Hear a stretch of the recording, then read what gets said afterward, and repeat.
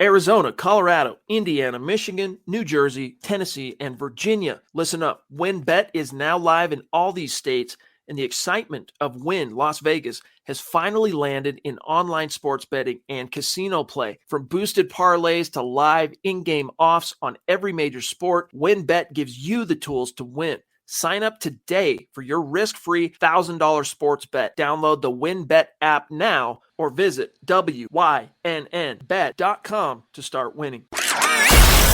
You're listening to the Huddle Up Podcast with Chad Jensen and Zack Kelberman. Join Broncos Country's deep divers at milehighhuddle.com and sound off. And now it's time to drop some knowledge.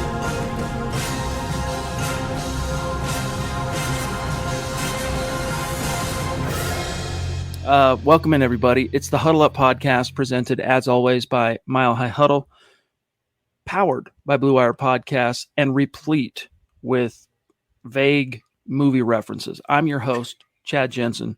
With me, my partner in crime, Zack Kelberman. Zack, it was kind of cool to see Russell Wilson, for lack of a better term, kind of take command of the Broncos out on the grass today. I know he's been in the building basically since March 16th, since he could legally be there. But seeing him come out of the UC Health Training Center tunnel and in full Broncos regalia, helmet, jersey, pants, of course, no pads right now. It's voluntary OTAs, but I don't know, dude. I could be real, I guess. Goosebumps, dude. I was feeling it. I'm feeling a changing of the guard. I'm stoked, dude. I'll show everybody in case they missed it. But what was your reaction to that and some of what Hackett and Russ had to say today? It feels different. Every time we see Russell Wilson on a different occasion, marking the first Denver appearance, first Broncos thrown pass, first Broncos practice, it just feels different this year. They now have a franchise quarterback. We've wandered the desert. We've swam the oceans. We've endured more than a half decade of futility in order to get that right there, as you see Russell Wilson walking dramatically and defiantly onto the field after being traded to the Broncos. It just feels different this year. There's a different vibe in the building. Everyone talks about it. Nathaniel Hackett's coaching today with Russell Wilson, a sight to behold. When you think about not that long ago, a calendar year ago, less than, the Broncos were led by Vic Fangio, Pat Shurmur, and Teddy Bridgewater / Drew Lock. Now it went from that, no offensive coaching or lack thereof, no specialty with developing quarterbacks, no expertise there. And now you have one of the most energetic, young, up-and-coming assistants leading the Broncos with a 9-time Pro Bowler, future or former and maybe future Super Bowl champion in Russell Wilson. It just feels different, man. This is the Broncos' year. To just look at that intensity on this man's face. Are we fanboying out a little bit? I guess we are. But still, how cool is it to see a guy like this just like zoned in, leading the charge, taking command? It's real, gang. It's real. Today only further helped to reinforce that this is a tangible thing. Russell Wilson, and hearing is your quarterback, and hearing him talk today, Zack, I think he is still in many ways processing that he's in a new locale after a decade of playing in Seattle. And as much as he's loving his new experience, and he said today, Zack, that it feels right being here and all that, he's still processing that. And you could tell, but dude, this guy is locked in. He's loaded. He's committed. I mean, he's talking about getting up at 5:15 in the morning. So I don't sleep much. Getting up at 5:15 in the morning to get to the building. I mean, he's beating the Hackett's of the world. He's beating the Paytons of the world. I doubt there are too many people in that building besides the, janitorial staff, whatever required to physically unlock and open the building before Russ. This is one of the things you love about Russell Wilson. There's not much to hate about him. He's a winner. He stays out of trouble. He's dedicated so fully and passionate about football. He's a true leader on and off the field. He's a true franchise quarterback. And you talked about fangirling or cheerleading. I don't really care about that. You know why? Because you and I both and all of Broncos country suffered through the Paxton Lynches and the Joe Flaccos and the Case Keenums and the Bridgewaters and the Locks to get to this point. And seeing Russell Wilson on the field, seeing the energy back in the building with what could be a top 5 offense, let's say in the NFL, I'll get goosebumps every single day, every single time until training camp, and then some. Speaking of goosebumps, we got Sam Bam in the house throwing down a very generous super chat. Really appreciate that, my friend. And as happy as we are to be covering a team led by a more than competent quarterback, we are even that much more psyched for what has been a long-suffering Broncos fan base, like you, Sam Bam. He says, evening, Chad and Zach and Broncos country. I just want to say how nice it is going into the draft for the first time in a long time, not having to stress about a quarterback potentially being taken or not taken. Glad we got Russ. Go Broncos. Zach, one of my favorite quotes uttered this offseason from a Broncos press podium was something that Peyton said on Friday. Let me just read this. Well, since we're doing since we're live, I might as well set this up for scratch and sniff. You guys can follow right along with me, like we're in school. But this quote right here about, hey, what's it like not having to scout quarterbacks this time around? Like seriously, in terms of, hey, we're looking at taking one early. And is it being how much you love picks? How big of a bummer was it, George, that you don't have a first? Quote, it's a blessing. We love having first round picks. We love having the early second, but we also love having a franchise quarterback that sets the tone every day in the building. I come in here and he's working. There is a reason he's great. It's because of the work he puts into it. All the players and the entire organization is watching. There is no pain in that. On that first day, talking about the draft, we'll watch Russell Wilson highlights, close quote. So that's how they're going to console themselves. Zach is, hey, no first round pick. That's cool. Hey, let's turn on and watch Russ Super Bowl 48. Why not? You can see the GIF on Twitter where it's the guy wiping his tears, his fake tears with like $100 bills. That's George Payton. And everyone's acting like, again, when you do these mock drafts and peruse these mock drafts, you have to keep in mind the Broncos did have a first round pick and they used it on Russell Wilson. They could not have used that any better. Just having a legitimate guy in the building and make the Broncos legitimate again, make them relevant again. It's so exciting. And I love the process. After bearing through the quarterback rumors and whether they're going to take one in the draft, sign one, trade for one. And not only that, the annual quarterback competition in training camp, Team Paxton versus Team Simeon going back to 2016 and 2017 and onward. We don't have to worry about that anymore. The most we have to worry about is whether Brett Rippon stays as the backup or Josh Johnson, whoever they draft. But they have an entrenched guy atop the depth chart, and that entrenched guy is Russell Wilson. How freaking cool is that? Very cool. Let me tell you something. Very cool. Dave, real quick, I just want to throw a quick message to Dylan, our chat moderator on YouTube. My dog, check your email. Check your email. Holler back at your boy. Dave up in Canada, north of the 49th parallel, proving the Broncos country is in fact not a geographic location. It's a state of being. It's wherever you are. And Dave is in Canada saying, hi, Chad and Zach and Scott, and all in the chat. I mean, he's not missing anybody here. Been away, so I missed you guys. Agree with Sam Bam. I'm confident with the new coaches and Russell going in. Couldn't be more excited and positive. Cheers. Dave in British Columbia. Awesome, Dave. Really appreciate that, bro. It's a new morning in Broncos country. What more can be said? Phil McLaughlin, what's good, bro? Love you. New morning, new noon, and new night. It's a new day, a new chapter. It's a new odyssey in Bronco land. We can get into some of the deets. Rodney Garcia, you the man. Appreciate the stars, my friend. We'll do an update on that. By the way, I have let me grab this. Hang tight. I have here in my possession a veritable grab bag of, pardon me. Long live DT, baby. Okay. We are way behind the 8 ball on Facebook, so Zach and I have been thinking about sweetening that pot. Stay tuned. Kenny, what's good, bro? Appreciate the super. How you been? He says, will Javonte Williams be Wilson's next Marshawn Lynch? That's a really good question. You know, Marshawn, when he crossed paths with Russell Wilson, he had come from being a relatively high round pick of the Buffalo Bills. I want to say he had one really solid season for the Bills before he got traded to Seattle, but it wasn't until those two kind of joined forces that Marshawn Lynch, not to really credit Russ all that much for Marshawn Lynch's dynamic, prolific career, but that's when things kind of came together for Marshawn, and the rest is history. So, Zach, could that be what's in store for one Pookie Williams? Was it Marshawn Lynch with McGahee or Travis Henry? I can't remember the comment. I want to say, well, let's see. It was, hold on, dude. I think it was McGahee, because McGahee came to Denver 2011, 2 years, 11 and 12. So the first year John Fox, and then the 1 year that the first year Peyton was here. So I'm trying to remember. Now I got to Google it to see when Marshawn was was drafted. Let me pull it up. Regardless, Buffalo's had some dope-ass running backs the last decade or so. But anyway, I digress on that. He can be. I mean, everything he showed last year is that he is like a baby Marshawn Lynch. Everyone recognized that from the moment that he laid out the first incoming defender. It takes 3 guys to tackle him, and even then he might break it. All he has to do, Javonte, is prove he can be Marshawn Lynch, is hold up through a full regular season, hopefully as the Broncos bell cow, the Broncos RB1, show he can be what we all think he is, a perennial future 1,000-yard guy, Pro Bowler. It's up to Javonte. The ceiling is super high, but he has to make that happen. He has to prove it for himself. And to Lynch's credit, he was really good and underrated as a pass catcher, whereas Javonte has a little room to grow in that department if they use him and give him those opportunities. But yeah, the comp is there and the ceiling is there for him to accomplish it. It's on Javonte to go out there and prove that.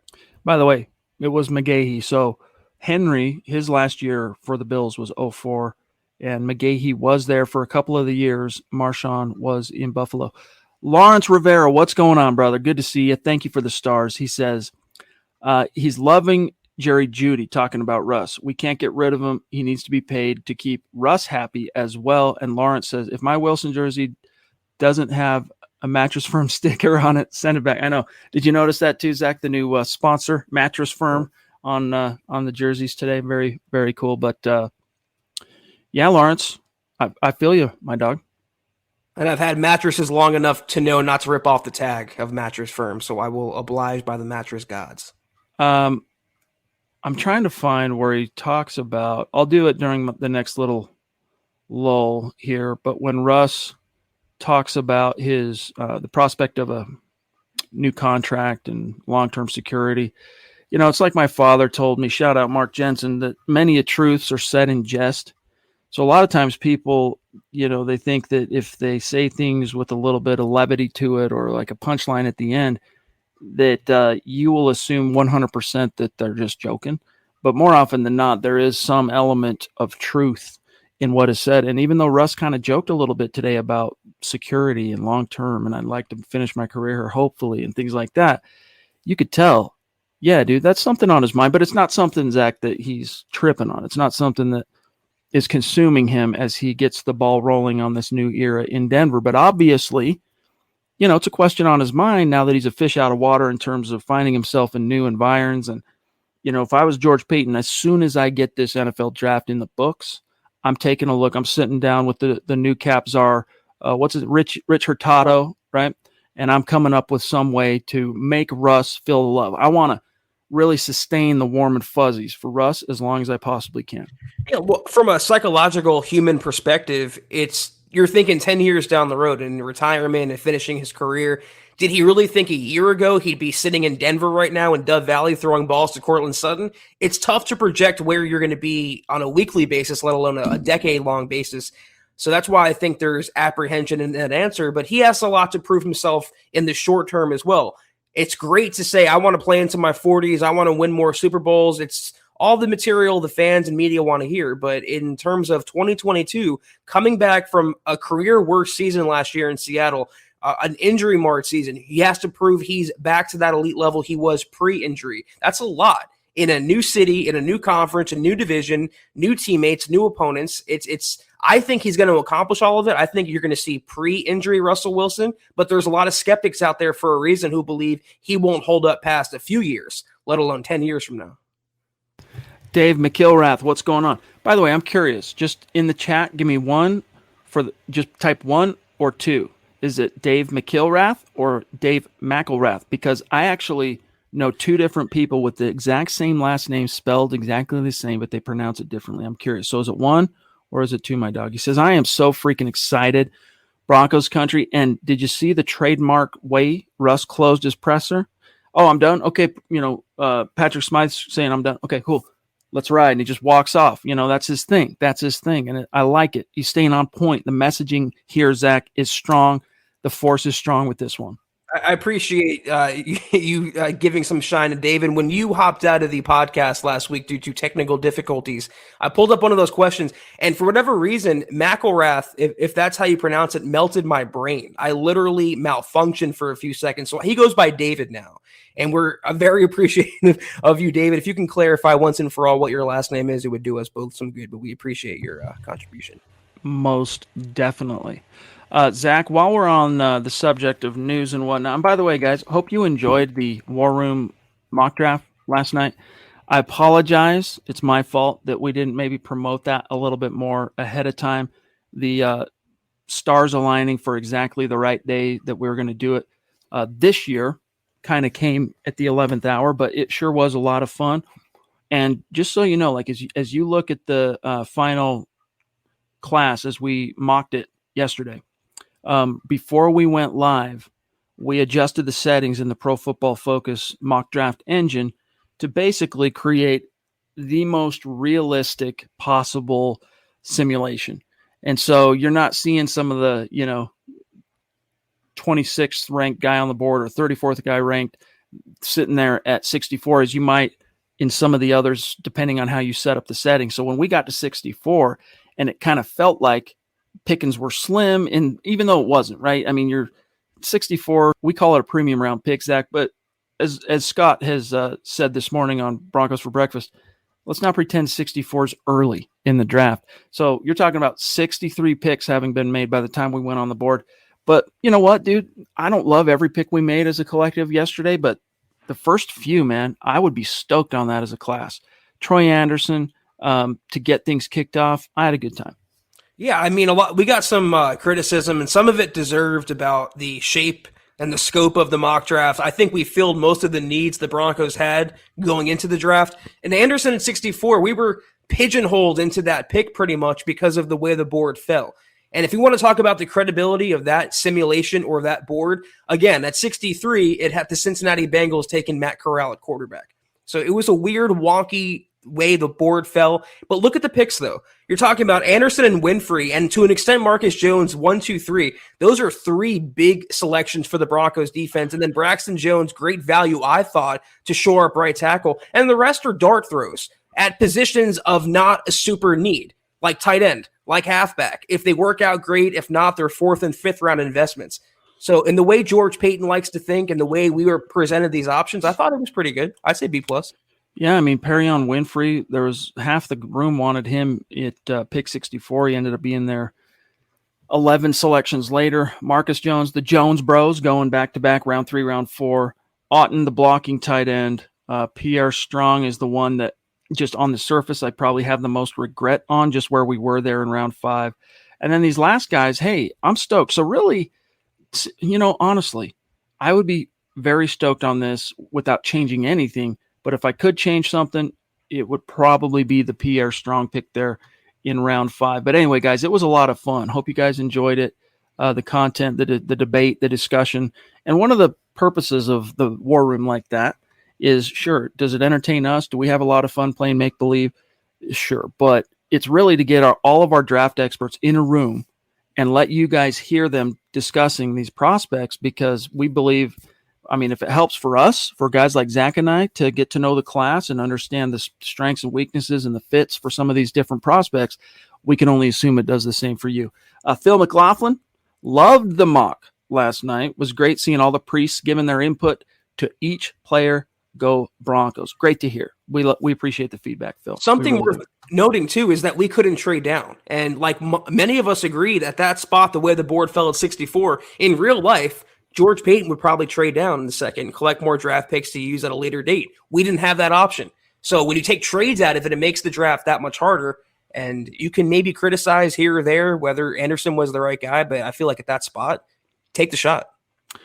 Speaking of the draft, Jeff Legwold, ESPN Denver, former president of the Pro Football Writers of America, he's saying for the Broncos, and this should come as no surprise, Luke Patterson had the article for us today, though. We're just passing on the information that edge rusher, pass rusher is near the top of Denver's to-do list in the draft. So, that's what we waited in our mock, Zach, till whatever was round 6, I think, to take an edge rusher, but it was really based on the value, the way the board was falling. Every pick up until that point, we looked at edge. We were there, but the value didn't quite line up until we ended up taking Gunter there. But your thoughts on edge rusher early, top of the to-do list? Well, we took Winfrey in the 3rd round. I mean, I know he's not an outside linebacker, but he's an edge rusher. He can help in that department. And I don't know how many more you really need at that spot. I think he's more of a tackle. I mean, he can pass rush. That's what I'm saying. Just in general, pass rush. I mean, Right. You got Gunter to add to the lot when you're already moving Baron Browning to the edge. You have Cooper. You have Malik Reed. You paid Randy Gregory $70 million, and you're paying Chubb $14 million. How many pass rushers can get on the field at the same time? I understand the need for insurance and depth and injuries, but I think when you add those two players into what they already have, you can criticize it, but to actually give it an F or a D, I think is a little short-sighted. Yeah, it's one of those things where, look, they put their eggs in the basket. Now we got to carry it, from the barn back to the farmhouse, right? And hope that the eggs don't break. You spent the money on Gregory. You picked up the option on Chubb, but you do got to hedge a little bit. I mean, Malik Reed is a nice little fail-safe. I mean, but in a perfect world for me, Malik Reed and Jonathan Cooper are like tier 2 fail-safes. If that's even, a thing. I'd want one more guy with some juice, and then I'd feel a lot better. Andrew Baker, what's good, bro? He says, did y'all see the Russell Wilson play video handing off to Hackett? Oi, meatball, early special. Vic would have torn his ACL. Yeah, no doubt about it. You could tell they're having fun out there, dude. Like Hackett is connecting with the dudes. He's running around like a bee, pollinating flowers and whatnot. I mean, he's hitting every little group. It's cool to see the energy, and I hate using the word juice, Zach, only because it dregs up the Vance Joseph era, because that was a favorite word that he liked to use from a talking points perspective. But Hackett's bringing some juice. What can you say? He's already gotten a nickname too. I don't know how I feel about it, but I'll give it to you guys. White Lightning. That's Nathaniel Hackett. That's what he's going by right now. So we have to love it. We have to embrace it. Yeah, I'll see if I can pull up the video for you guys. It's there. I'll see if I can find it. But the Duchess, what's going on? Yes, let's pull this up, guys. She's saying, bringing up how Philip Lindsay says he would love to come back here. Yes, indeed. And Michaela, seriously, thank you so much, my friend. We'll do an update here in just a minute on the Super Chat competition for this month, as well as just where things stand on Facebook. GLP, I thought it was a great mock. I don't know if top 3 will be there for real, but I would be happy. Good to hear, my friend. We do appreciate the feedback. And then Sam Bam, check this out real quick. Here's what Philip said. And then Sam Bam, just hang tight for a second. This is the direct quote courtesy of Sean Keeler of the Denver Post. So, he's from, everyone knows, he's the Colorado kid. He's from Denver. Season ended with the Dolphins. He's now a free agent. So he's back home. And he was participating at a football showcase at Folsom Field in Boulder, and was asked by Sean Keeler about the prospect of not just coming home to Denver, but rejoining the Broncos. Quote, "Hey man, I would be excited to be back home. I mean, it's up the street. My family wouldn't have to move anywhere. I'd love it. I love Broncos country. I love the fans. They're some of the best fans I've seen." And then here's Lindsay as well. Quote, "Honestly, for me, it's about finding the right opportunity," because he is still a free agent, "finding the right fit for me. So I'm taking my time more than not being in a rush to go to some OTAs right now. Honestly, I want to be on a team where they're going to be able to utilize me the right way. So that's what I'm looking for right now," close quote. So, Zach, before we grab Sam's talk or question here and talk about special teams, what's the best way to utilize Philip Lindsay? And is that even a prospect that you would want to countenance, him coming back to Denver? And is it even in the realm of the feasible? Should fans even pin any of their hopes on it? No, I mean, it's good on Philip Lindsay for putting the release behind him and burying that hatchet. I don't think the Broncos necessarily have. I don't think it's personal, but if they wanted Philip Lindsay back, Philip Lindsay would already be back in a Broncos uniform. What he said was kind of illuminating in terms of where he stands right now. He said, right now, I'm a house husband. In that interview, he said that. That's why I'm staying home. I'm a family man right now. So as a free agent, it's in his best business to appeal to 32 teams and not hold grudges. He's looking for a job right now. So what else is he going to say about the Broncos? His hometown team, I'm sure he'd love to come back. He'd love to be with any team right now. But I think it's a bridge that was burned for a reason. They moved on for a reason. He's an X for a reason, and I think they'll replace him in the draft. I wish Phillip well, though. There's a utility for Phillip Lindsay in the NFL as a gadget player, as an explosive player. He hasn't found that right landing spot. It's tough going from Denver and where he was utilized or lack thereof, and then to Houston, and then to Miami. He never really found his groove. I hope he finds it sometime soon. As Lawrence says here, he was the heart of our offense, turned the Chargers game around a few years back. He's like the reverse. He's dealing with the downside of confirmation bias. When he was breaking out back-to-back 1,000-yard rushing seasons for the first time ever for an undrafted rookie to do that in their first 2 seasons in the NFL, it was the first time it ever happened.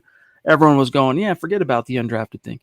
Then he gets hurt in his third year, and then when he bounces out of Denver and he gets stuck on a depth chart in Houston where you've got basically 2 Melvin Gordon types to try and get touches with that have more money tied up in them, more of a vested interest of the team to get them on the field, and Mark Ingram and David Johnson, he just got lost in the shuffle. I still believe Phillip Lindsay can offer more to an NFL team, including the Broncos, besides gadget. I think gadget is his floor. Like, hey, you need a gadget guy? Phillip can do that, no doubt. But I still think, I've kind of come off the thought, Zach, we used to talk about this. Hey, Phillip can be a bell cow. By that, I mean in the modern sense of a bell cow. He's a guy that can tote the rock 15 times for you week in and week out. Maybe not quite that, but he's a guy that you can give 8 to 10 touches and watch him create magic. And then we'll grab Sam Bam. I agree. He was definitely that, and he proved it. I mean, he Pro Bowler, back-to-back 1,000-yard rusher. I mean, and what? Name another player that ran for 1,000 yards back-to-back seasons and then is on the scrap heap, didn't find a job or a role for himself in the NFL. It's a really weird tale. Yeah, like within a 3-year window, he's got that on his resume and no one's sniffing. I mean, and the tape is right there. I mean, you could talk about his pass catching woes or his size and his stature, but what he can do with the ball in his hands should appeal to more teams, and it hasn't. It's shocking. Sam Bam, thank you for that second super chat. Very generous, my friend. He says, educate me some on special teams. I've never known enough about it. What were the weaknesses under McMahon, the former special teams coordinator, Tom McMahon, and what do you think Dwayne Stukes will do or bring to the table to improve them? Everything. Well, the biggest thing is, from a specialist perspective, the coaches, by the time, unless they're developing a young draft pick, which he didn't have to do. When McMahon got to Denver, he had an established place kicker in Brandon McManus, and then an established, after he kind of failed with Wadman, an established punter in Sam Martin, and then, long snapper, can you do it? It's a singular job. Oh, Bowman Moyer can do it. Go ahead and say goodbye to Casey Kreider. The macro issues with McMahon as a special teams coordinator, let's be honest, it was coverage mostly. It was coverage, focus, attention to detail. Now, Zach, every NFL team under the sun all have to deal with the fact that the guys playing specials are the guys on the bottom of the roster. That's just the way it is by and large, all right? But what separates the good from the bad special teams unit with those bottom of the roster guys is the coaching, helping to keep guys focused, helping to keep things stitched together. Too many broken assignments on punt and kick return coverage. That was honestly, in the snafus and key critical moments, that was my biggest beef with Tom McMahon, and then just zero accountability. It was never anything changing until finally Fangio got the boot. But I can't believe that guy survived 2 regimes. They also never did anything as a return team. I think they ranked dead last in punt return average last year, 32nd overall. I mean, There were so many warts to McMahon's side of the ball. If it wasn't for McManus drilling most of his opportunities and reverting back to McMoney for the most part, I would happen to think McMahon would have been fired a while ago. But then I think to myself, he was a pet of Vic Fangio, and no matter what McMahon did, no matter what the special teams did, Vic Fangio was that incompetent, so he not only kept that around, he harbored that and encouraged that. I think you're going to see accountability return to the Broncos special teams. By accountability, I don't mean the coordinator going up there and saying, it was my fault, it falls on me. I don't want to talk about it. I want to be about it. Go out there and make the improvements and the adjustments. Stop getting up there each and every week and basically say, I'm failing at my job. I can't do my job correctly. Dwayne Stukes is a hard-nosed kind of guy. Yep. I think the Broncos personnel is going to improve overall, something George Payton talked about last Friday, and it's going to benefit the special teams. They can't get much worse. That's the thing. It's nowhere to go but up. Kendrick Ware jumping in with a super chat. We really appreciate that, Kendrick. You've jumped in a couple of times over the last week or so. And we love seeing it. We really do appreciate the support, my friend. He says, "What's up, my guys? Zach, that hat is dope, my man. Super excited for the upcoming draft. And man, did you see Russ in the team uniform today? Press conference. Hopefully finish my career here. Pinch me, MHH. Yeah, dude. I mean, it's cool, man. It's cool to finally be in a situation where Broncos don't have to worry about quarterback anymore. And when you don't have to worry about quarterback, Zach, that's where everything else can really lift off and come together. And it's going to be really exciting to see how it all takes shape. If there was one good thing Melvin Gordon did in a Broncos uniform, it was encourage me to get this hat because I think it's the dopest Broncos logo. I would not mind the Broncos using that logo more. But yeah, like I said, the energy is different now. And it seems like everything Russell Wilson says, fans are going crazy over. The attention he gets when he goes to Nuggets games, for example, the crowd just explodes. And it's just so nice having that heartbeat back in the Mile High City, that excitement back, that energy back. It's going to translate on the gridiron this fall, and it's going to lead to, I believe, many victories. Can't wait. From your lips to God's ears. Guys, quick update here on the Facebook contest. As you know, we're trying to reach 250,000 stars in the month of April. When we do, we're going to raffle off a Broncos jersey of the winner's choosing. The only people in the running for that raffle, as you probably know by now, are those who contribute to the goal. So the old requirements for winning are still in effect for that jersey of your choice. But as I showed you with the Demaryius Thomas jerseys that I finally got in, I mean, seriously, guys, when he passed, do you remember what month it was? Was it December that he passed, or was it January? I believe it was December. Yeah, because he's also a Christmas baby. Like, he was a December baby, if I'm not mistaken. Anyway, from that point until they just arrived over the weekend, I had literally been scouring the internet trying to find a Demaryius Thomas source. Everything was sold out, everything from the time of his unfortunate and tragic passing. But now I've got him. All right. So here's how it's going to work. If on the Facebook contest, and we'll do something similar for YouTube, but on the Facebook contest, still Broncos jersey of the winner's choosing at the bottom, no matter what. But if you end up cumulatively in the top three, so number 2, number 3, cumulative, most stars contributing to the goal in the month of April, Demaryius Thomas jersey. Hopefully that makes sense. But thank you guys. The stars, hey, it's just another way to support what we're doing. Helps keep the lights on in terms of what we're doing with our live stream, podcast, and video content platform. So we really do appreciate you guys. And now, time to clown on the Las Vegas Raiders, Chad. Did you see the latest rumor making the rounds on Twitter? No. Apparently, the Raiders are engaged in trade talks to trade Darren Waller to the Green Bay Packers. Which, please let that happen. Please be that stupid Josh McDaniels. Please never change. I mean, I understand one thing that could be perhaps motivating this, and that is Waller gave much credit to John Gruden for helping him mature and kind of pulling him out of the pit of drug addiction and helping him to kind of set his, not only his moral compass, but like belief in himself, that because he had kind of squandered his talent and ability and his opportunities in the league. And it was Gruden who kind of helped get him back on track and made him believe again in his own talent, made him believe he could make it in the league and all that. And now Gruden's gone. So maybe they're worried. I mean, Zach, I was watching, my wife and I, we've been binge watching different, like, true crime documentaries or whatever on Netflix and, Peacock and streaming services. And so she hadn't seen the Aaron Hernandez doc that's on Netflix. I watched it when it first came out a couple years back, whenever that was.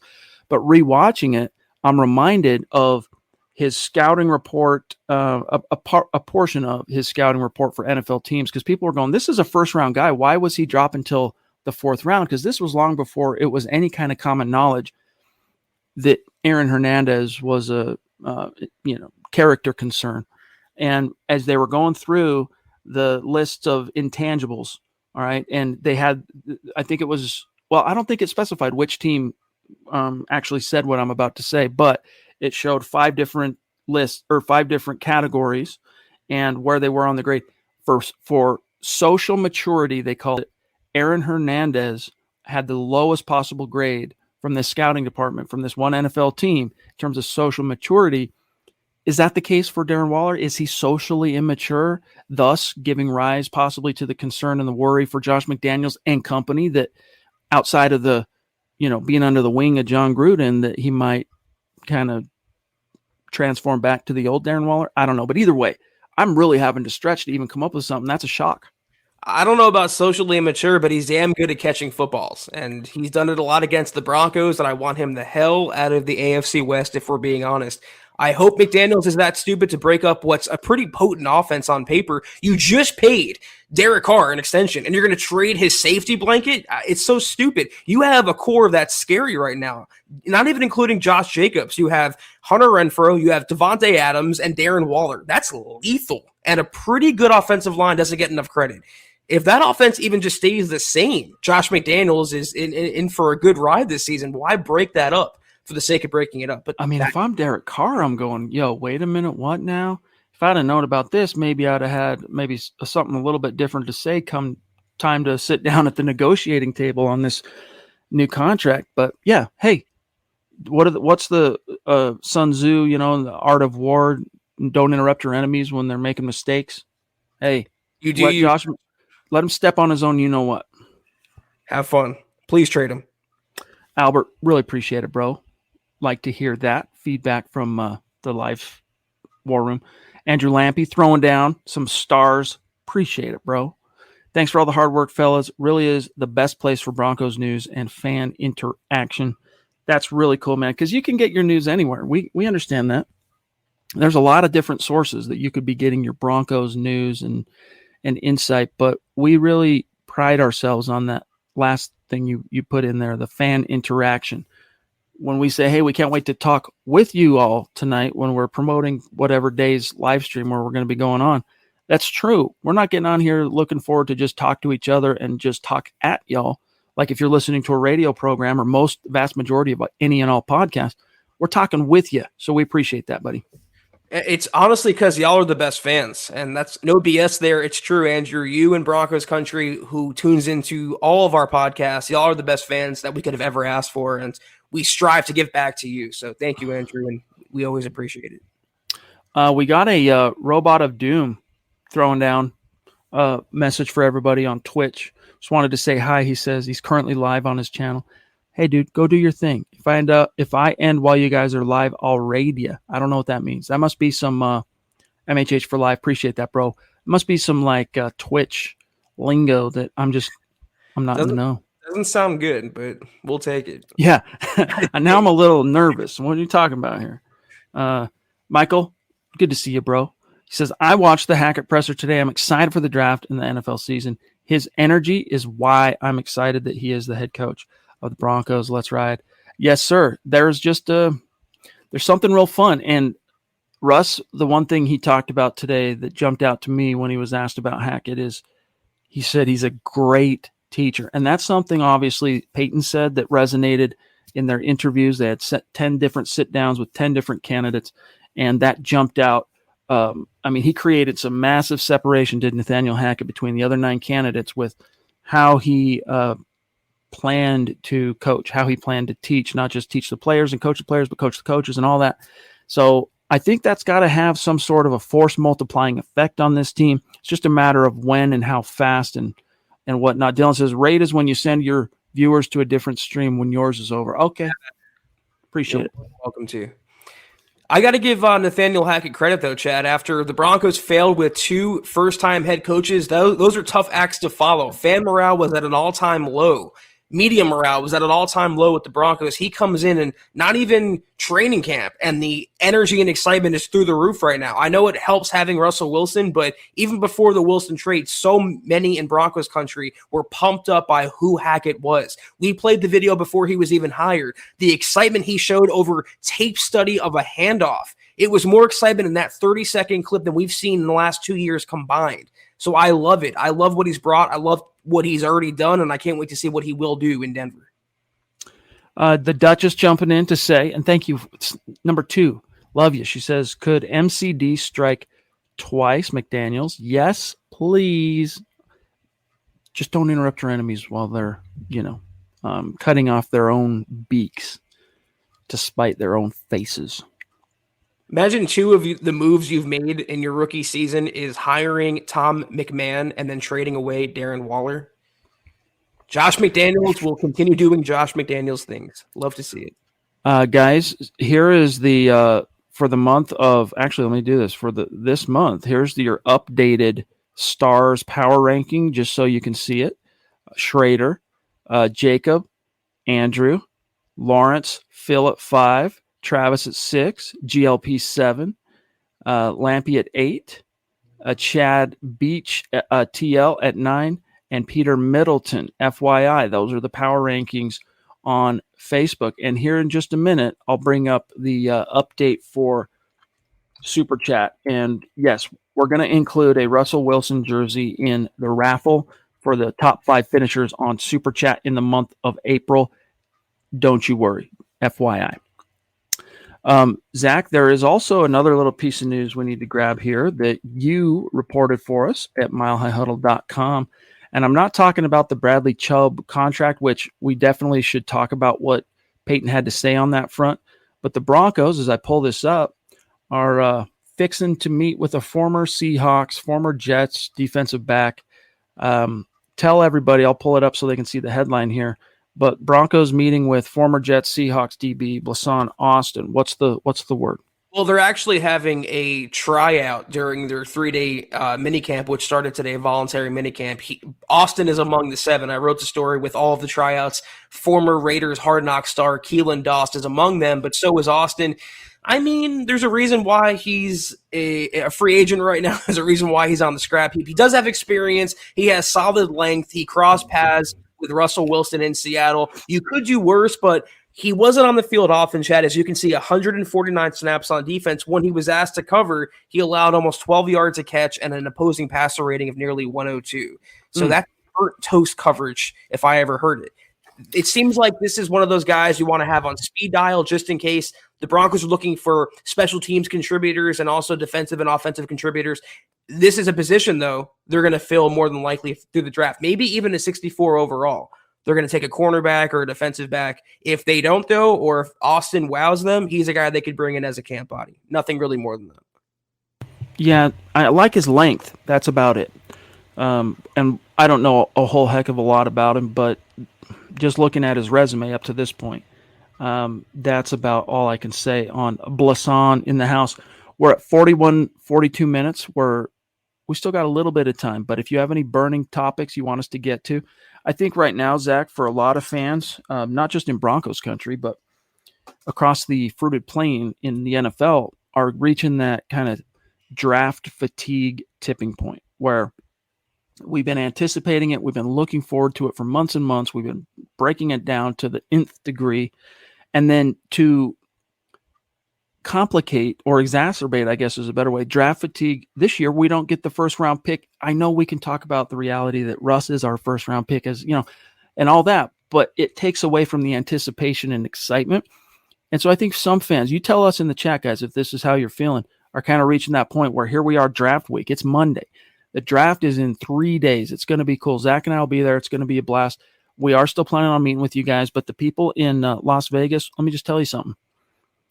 It must be convention season or something on top of the NFL draft coming to town, because they are slow as molasses getting back to a cap on renting a conference room at any of the casinos within, spitting distance of where we're going to be. But even if that falls through in Vegas, we're going to put out a lightning rod so you guys can know how to find us. We are going to plan on meeting up with people if they're there Friday night. Just don't have those details yet. I really hoped that we'd have it for you tonight. We don't have it, but we're going to be there. So we hope you're still excited about the draft. We are, but let us know if you're feeling that fatigue. You mentioned the malaise, and it certainly exists every year around this time, but from a fan's point of view, from their perspective, they've been told for months now, including by us, that this draft class is among the weakest in recent memory. So it's hard to get up for that, especially when the Broncos don't pick until 64. And even then, it's like, I think you termed it best, Chad. The Broncos' beginning was their finale with Russell Wilson. How could you really top that acquisition? No matter what the Broncos did in the draft, cannot top landing Russell Wilson. So some of that is worn off, and people are ready for the Broncos to draft their players, put them on the field, get to training camp, and then the regular season. I'm one of them, but I can't wait to be in Vegas. I can't wait to cover it, Chad, alongside you. We're going to bring some really awesome content to MHH. Mark Rich, talk about making an entrance with authority and capturing. Talk about an appropriate last name. Thank you, Mark. Yes, indeed. Capturing the attention of these football priests, he says, with a very generous super chat, top rope caliber. Thank you. Super chat. Mark Rich saying, I just want to show my appreciation for what you guys do. Hashtag MHH. Hashtag Denver Broncos for life. Dude, you're a prince. Mark, we really do appreciate that, my friend. Make sure we're connected on Twitter. And I assume you have a Twitter. Hopefully you do. And those who have kind of not been too stoked on Twitter over the last, 5-6 years of its censorious ways, hey, get new hype, ownership baby. in place. You got Elon Musk coming in. Breaking news today, officially, for $48 billion.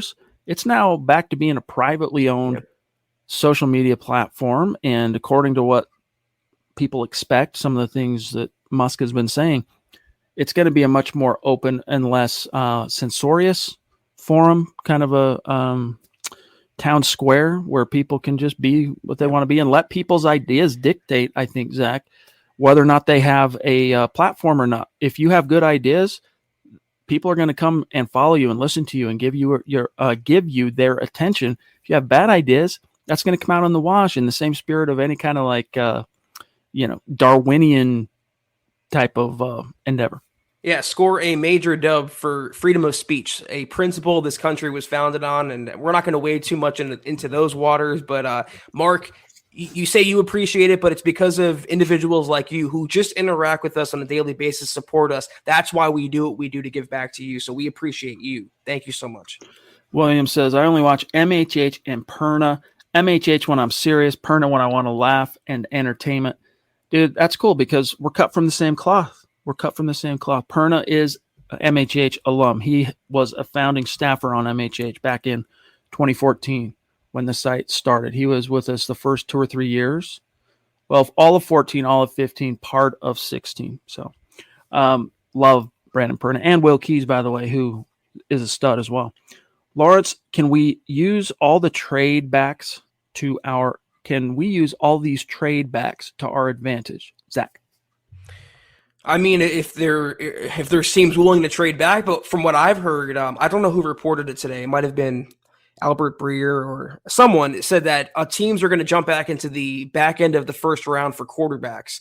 And my first thought was, God, it's so nice not to worry about that with the Broncos, whether they're going to trade up, who they're going to trade up for. They have their guy already. Maybe it could help them in the second round, though. If a team wants to move up, if a quarterback falls, they can get to 64. The Broncos can slide back and pick up some capital. I think George Paton, it's certainly an option. They only have, I think, 5 picks for 2023. They're going to want to stockpile that war chest a little more. Maybe he moves down. That's what I would have done in the mock in the roundtable yesterday, as would you, I think, Chad. It was an unfavorable way the board broke, so move down to 70, let's say, pick up an extra third or a fourth, and still get a premium guy at a position of need. Yeah, in a perfect world, that's probably the first thing that we'd look to have done is get on the phone and see if there's any good opportunities to trade back. But in that situation, it was just make the pick. We got people watching. What are we going to do here? So we made the picks. And I think George Paton, though, based on not only his track record and resume, but things he said, you have an article on it for us, Zach, that published yesterday. I mean, he's open. He's going to pick up the phone when it rings, and he's going to listen. He wants to be a part of every deal. Doesn't mean he's going to make every deal, as he's said, but 9 picks the Broncos currently have in this draft. Good opportunity to either maneuver a little bit this year, depending on how the board's falling, but also there probably will be opportunities, whether Paton takes them or not. You got to prioritize to kind of bolster next year's draft because the Broncos only have a very small handful of picks currently. He says he gets jumpy, but he also said aggressive but not reckless. He's not going to trade up to trade up. He's not going to trade down to trade down. I think The realistic scenario is him staying at 64 and taking the BPA, but if he doesn't like that guy, he might move down a few spots. Conversely, if there's a guy he likes at around 60, he might move up a few spots and not give up too much to get that guy. He's an aggressive general manager by nature, but not impulsive. He's going to stick to his guns for better or for worse, usually better. D-Money saying, and our 2 channels constantly putting out content, which I appreciate.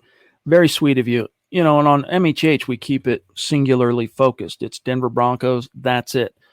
I guess you could split that baby a little bit in saying, well, NFL draft, but all of that is within the scope of covering your Denver Broncos, breaking it down to the nth degree, and we take a lot of joy in that. We get a lot of help. We do the live streams, and then Scott, the producer, does a lot to help keep the content flowing in between the live streams with different pod clips and presser clips and stuff like that. So appreciate that feedback. Gary Blah Blah in the house, not to be confused with Bob Blah Blah. Bob Blah Blah. Yeah, from Arrested Development. Up in Canada, another Canadian member of Broncos Country saying, what do you think of Tyler Batty? Is it Batty? Beatty, I think. Running back from Mizzou, and Jelani Woods, tight end Virginia. I don't know too much about the running back, but Jelani I like a lot. And in fact, I know Eric Trickle, just within the last couple of days, published a Finding Broncos breakdown scouting report on Jelani Woods. And Zach, I think the Broncos are going to draft a tight end this year. We had him taking kind of a blocking specialist in our mock last night, but it wouldn't surprise me for them to go after a guy like Jelani Woods. I don't think he falls beyond the 3rd, maybe not even the 2nd round. He's a pretty standout performer as a pass catcher. But what do I think? I don't want the Broncos to use either a 2nd or 3rd on running back or tight end. They can wait at both spots. Chad and I both recognize the need to address those areas, but you can do it later in the draft. You don't have to use a premium pick. I think Woods will be a good pro, but maybe the Broncos should look elsewhere before a tight end. So here's Eric's scouting report. Just a couple of things. This cat's 6'7". He's 259, but he runs the 40 in 4.61 seconds. Think about that. Noah Fant, 6'4", 248 pounds. So he's 3 inches shorter, 10 pounds lighter, and runs a 4.5 40. This dude in 11/10ths of a second slower, but he's a mountain of a man. Put up some solid production in this last season with Virginia after his transfer. Really interesting guy. And as you can see here from just his measurables, he's got elite length with a large catch radius. Lot to like about him. The question is he a fit in Denver? Let's just quickly, real quick, Zach, since the man threw down a super chat, let's answer it for him. Is he a fit? Here's what Trickle says. Broncos are looking for additional help at tight end, and they sit with 2 early 4th rounders. Jelani Woods would check the medical, athletic, and intangible boxes for the Broncos. He'd be a good addition to the room with Albert Okwuegbunam and Eric Tomlinson. That's the free agent they signed. He's more well-rounded than Alberto and Tomlinson, who is either limited to being a receiver or a blocker, etc. And he says the scheme and personnel would fit Woods. So for what it's worth, it's just a matter of where do you see his value for a guy like that? Do you need that player that high? Let's say even the 3rd round, let's say 95. Do you need a player in that spot or him in that spot? I don't think you do. You have plenty of beastly pass catchers. It would be nice to have if you didn't have Sutton, let's say, or didn't have Tim Patrick or didn't have Alberto, but you do. You have all 3. And I get he's had some injury concerns as well. I get some strange Austin Safarian Jenkins vibes, who tests really well, looks really good in shorts and a t-shirt, but is he going to hold up at the professional level? Is he going to utilize all of his God-given abilities to his potential? We'll wait and see, but I don't think the Broncos are going to be the team that pulls the trigger. At least I hope not. Dylan says, Will Keys is great. Will is great. Will worked at MHH for, 2 or 3 years. In fact, longtime listeners of the Huddle Up podcast will know that it's had 3 different host combinations. The first iteration was myself and Luke Polglaze. Then it was myself and Will Keys for 2 or 3 years. We weren't doing them as live streams. That's before we started doing them as live streams. And then Zach and I since spring of 2018. And by the way, Zach, we're almost to episode 900, dude. Now, shave off maybe 100 episodes from that. You and I have done about 800 episodes of these live stream pods. Glory to the listeners, because if it's not for you guys, we're probably not still doing this. How did you put up with me for 800 episodes? That's what I want to know. Live streams anyway, but thank you. It's crazy when you think about it, Chad. We've come a long way. I say this is green tea, but you don't know for sure what's in this cup. Nor this jug right here. Anyway, Phil, with a very vociferous message here, so I'm just going to read it so it doesn't take up. You know what? Actually, it'll fit. That's fine. Phil, maybe it's just me, but I see the later rounds more exciting than normal. Also, I was pleased to hear Stephen A. tell the world that the Broncos are definitely Super Bowl contenders. Just great to hear something positive from mainstream shows. Go Broncos, MHH for life. Let's ride.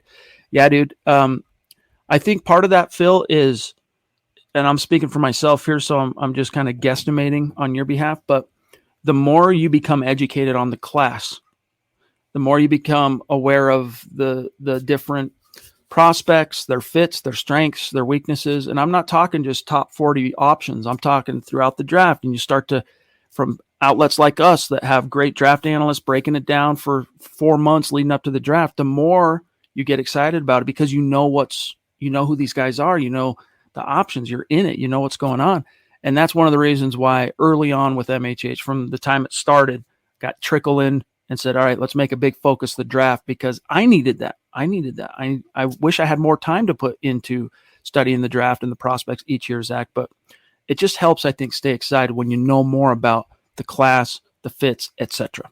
I know it's exciting for big talking heads to kind of come around on Denver, but I don't really care, good or bad, what Stephen A. Smith has to say about the Broncos. I could not care less. And I would actually prefer they all hate on the Broncos, because I feel like it's all bulletin board material and motivation for them to prove the world wrong. I think that's the mindset Russell Wilson has, Nathaniel Hackett, and everyone else in the Broncos building. But I guess from one point of view, finally, after so long, so many years in irrelevancy, it's nice that the national media is coming around. Some of them anyway. Guys, we're at 55 minutes, so this is the last call for any burning topics.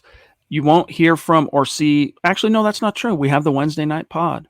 So we'll see you Wednesday night. I was about to say you won't hear from us till the draft, but I forgot about Wednesday. Hello, Gary jumping in again, up in Canada. Thank you, buddy. I really like Ruckert, the Ohio State tight end, or Cole Turner from Nevada in the fifth. I could get much more on board with tight end. But again, it just comes down to value, and what you've done that preceded that already in the draft. And, for example, when you look at our class last night where we took Otten, we had filled a couple of holes, 2 or 3 holes, 4 holes maybe. I'm trying to think now the order, but before we got to him, and the value was right. The value was right there for a player of his caliber. So, there's so many factors that go into play when you're really trying to study or grade a class or make a pick for that matter. Who else is on the board? Are we talking about like a 2020 situation where you drafted Jerry Jeudy at pick 15 and then you drafted another wide receiver in the second round? Hey, nothing against KJ Hamler, but who else was on the board? Did you step over $1 to pick up a dime, or did you step over $1 to pick up a hundo? Things like that. There's so many different factors, which is one of the reasons, Zach, that the draft is so fun and compelling for us. I don't envy some of these GMs, the decisions they have to make, though. Yeah, I'm personally pulling for Otten to play in Justin Outen's offense just for the sake of anarchy. But if they want to wait till the 5th to take Turner or Ruckert, that's fine, sure. I mean, I can get on board with that much easier than I could a tight end at 64 or anywhere in the 3rd round. So go for it. Let him hate. All right. Zebulon joining us from the Zeta Reticuli galaxy, took a quick stop off here in our little corner of the Milky Way. Good to see you, Zebulon. He's got to dip off to a dynasty league. Oh no, I joined a dynasty league and I have my first draft coming up. Got to soak up all the info I can exactly to get the late round steals. That's next level, dude. That's 4D. Andrew Baker saying, yes, Zach, let him hate indeed. Also, last thing here, shout out to Clayton, dedicated, loyal member of our community and listener/viewer of all of the podcasts and a supporter on Facebook. Really appreciate you, my friend. And yes, guys, like it, share it, smash the like button. Zach, you want to do our goodbyes? I'll pull up all our shout outs. Smash it like the Broncos are going to smash Kansas City this coming season. Bet on that. But that was the Huddle Up Podcast, guys. We're off tomorrow, back on Wednesday. Same time, same place. 6 o'clock Mountain, 8 o'clock Eastern. Until that time, follow us on Twitter at Huddle Up Pod. You can follow the main account on Twitter at Mile High Huddle. You can follow Chad on Twitter at Chad and Jensen. You can follow myself at Kelberman NFL. Follow Scott on Twitter at Scout Kennedy. If you guys want... Oops, sorry about that. I'll pull this up when you're done. My bad. I didn't realize it was full screen yet. A shirt like I'm wearing with our faces on it, a hat like Chad's wearing, go to huddleuppod.com. That's our merch store right there. Check it out. And facebook.com/Mile High Huddle Pod. Like that page, follow that page. Guys, if you haven't, please go to Apple Podcasts and leave your football priest a 5-star review for a chance to win some merch each and every month. But if you can't do those things, please, guys, do these 3 things. Takes a few seconds. Subscribe, like, and share to this video and every video you see on the MHH channel. It really helps us grow and reach more Broncos fans just like you. Guys, it's a small thing. I'm telling you, it's a small thing you can do. If you're on Facebook and YouTube, you're here already, hit the like button. Actually, that's the wrong thing. Let me show you guys the Super Chat rankings. So, you know, top 5 finishers on Super Chat in the month of April. Their names will go into a hat raffle. We'll draw them out. They get a Broncos jersey of the winner's choosing. And then we're also going to include for the second ranked person. How should we do this, Zach?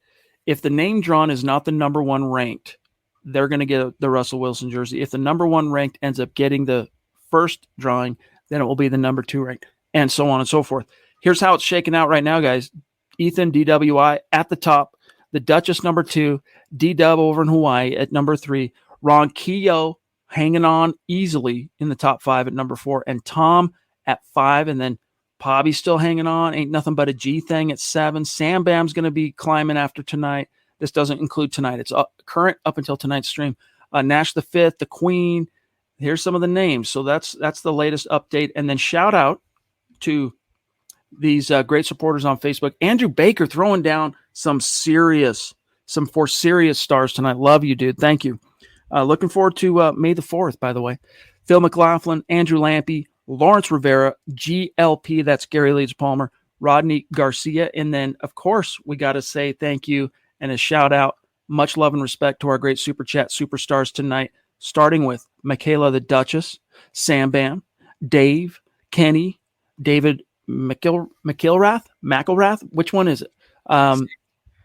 Kendrick, Mark, Gary. Much love and respect.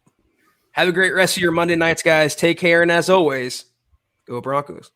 You've been listening to the Huddle Up Podcast. Join Broncos Country's deep divers at milehighhuddle.com to keep the conversation going.